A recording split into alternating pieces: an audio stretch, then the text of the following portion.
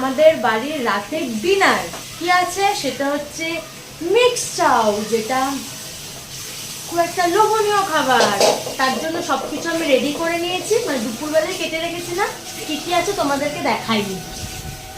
এই যে সুন্দর করে সব কেটে রেখেছি, গাজরকে দিয়েছি, বিনসগুলোকে সুন্দর একটু আর্ট করে কাটার চেষ্টা করেছি, জানি না কতদূর কি হয়েছে।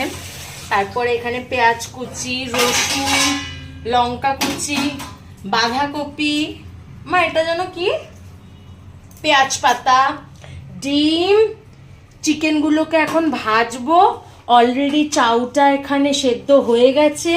চিংড়ি মাছটাকে এবার ভাজবো, ভেজে নিয়ে তারপর তোমাদেরকে আবার দেখাচ্ছি। আজকে একদম হেভি খাবার হবে, অনেকদিন থেকে ইচ্ছা করছিল, ফাইনালি আজকে বানিয়ে নিচ্ছি। ডিম ভাজছে, তারপর তারপর কি ভাজবে মা?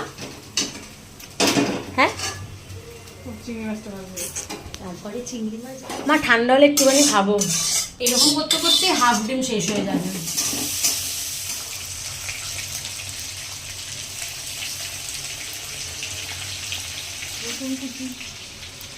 তারপরে এক এক করে যাবে পেঁয়াজ কুচি, তাই না মা? ও মামা, হ্যাঁ, একটু ডিম দেবে মা? আর দাঁড়া তো আমি বসাতে দেন। ঠিক আছে, দাও পেঁয়াজ।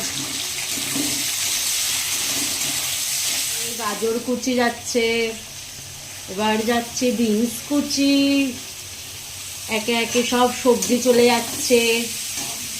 এবার কি বাঁধাকপি? বাঁধাকপি আমাকে দিচ্ছে না, আমি নিজেই খেয়ে নিই। বেশি খাবো না, বেশি খাবো।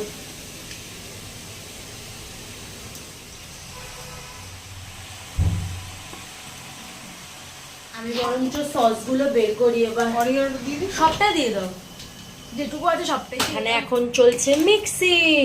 হয়ে গেছে মা? মেশালেই হয়ে যাবে। ইয়েস, মেশালি হয়ে যাবে, তারপরে খাবো। এখন মিক্সিং চলছে। লাস্টে দেবে। ফাইনালি রেডি হয়ে গেছে মিক্স চাউ। এবার খেয়ে দেখার পালা কেমন হয়েছে। গন্ধ তো ভালোই বেরিয়েছে।